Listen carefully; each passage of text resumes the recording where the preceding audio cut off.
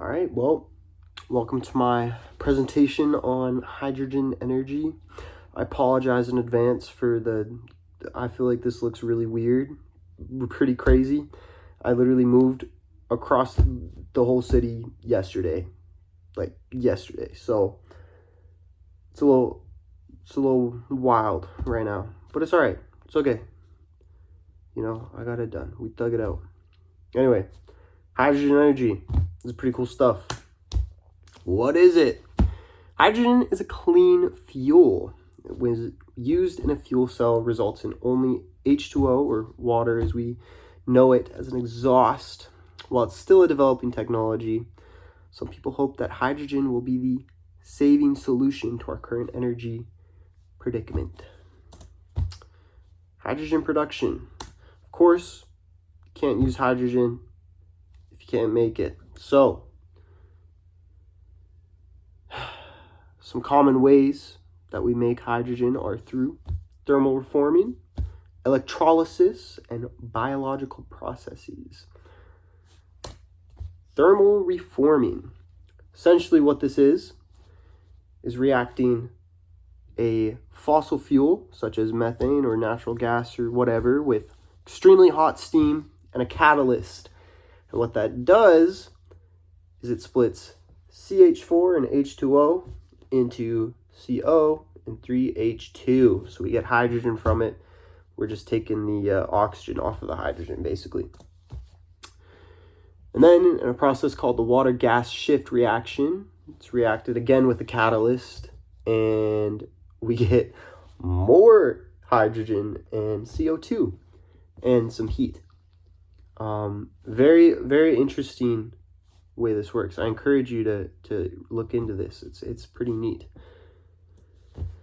Thermal reforming is the most common way to produce hydrogen. We produce about 95% of 95% of all hydrogen that we produce is thermal reformation. However, there's a problem with it, and this is the big problem with hydrogen energy in general, is this is not green, because if we go back, you see that? CO2 is what we create. Now we can capture that in the factories and we can, take care of it, but we're still producing CO2, and that's a problem. It should be noted, however, that this is still actually a lot more green than producing energy directly with fossil fuels. Because when you produce things in mass like this, first of all, hydrogen is just it's a better fuel source. If it wasn't so hard to get, so complicated to get. And also, small scale engines that use fossil fuels, such as a car engine, is 40% as efficient energy wise as large scale like this. So this is actually still a lot greener than any kind of fossil fuel. Even though we're using fossil fuels, I know that kind of sounds strange, but this is more efficient. Electrolysis. This is the other kind of way that we're looking at making hydrogen and producing it. Essentially, what electrolysis is using electricity to break apart water into hydrogen and oxygen, both of which are usable in fuel cells, or critical for fuel cells, actually. So, several methods. You don't really need to know the methods. It's kind of all the same thing, basically, but with different colors. There's several methods to electrolyze water, including alkaline electrolysis and proton electrolyte membrane, but they do the same thing. It's just alkaline is with with the liquid, and it uses some different materials, but then the proton electrolyte membrane, but it's the same thing. They do the same thing in practice. Why and why not electrolysis? The good things about electrolysis, it is completely green if you don't count the electricity, but electricity can be green, right? And it also is 80% cheaper than it is to produce thermal reformation hydrogen. So it's good on paper, but the problem is This method requires a lot of electricity and would put a huge strain on our existing power system. And the ratio is just not that good. Like the electricity to the hydrogen ratio, like it's just not that efficient, you know? Like we could do that and it would be green, but it would be hard on our power system. And when it's hard on our power system, that means that it's even harder on renewable power systems because they're generally worse.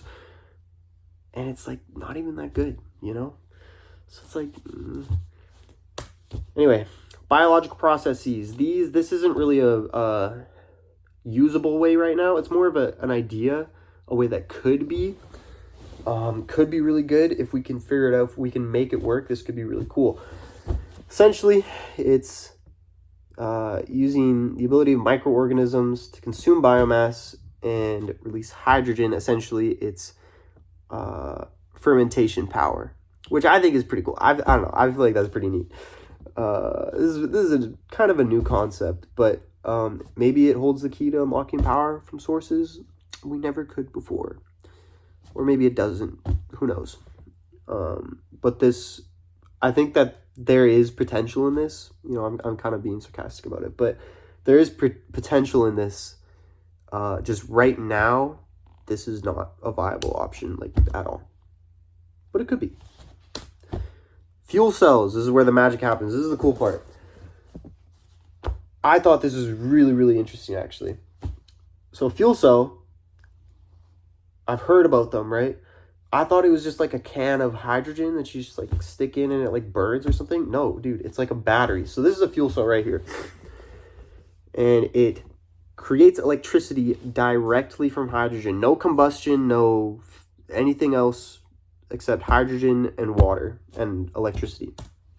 So basically, there's three parts. I'll show you a diagram, but I'm just going to explain it verbally first. There's three parts. There's an anode, an electrolyte, and a cathode. The best way to think about it, I think, is to think about the anode as the starting point for the hydrogen. The cathode is the ending point. And the electrolyte is just like a line, a wall between them. And so we put the hydrogen into the anode and it zaps it and it kind of shoots electrons off and creates hydrogen ions. Now the hydrogen ions can pass through the electrolyte. However, the electrons themselves cannot. And the hydrogen wants to get to the cathode. So it goes to the cathode through the electron or through the electrolyte. But what that does is it creates an electron deficit.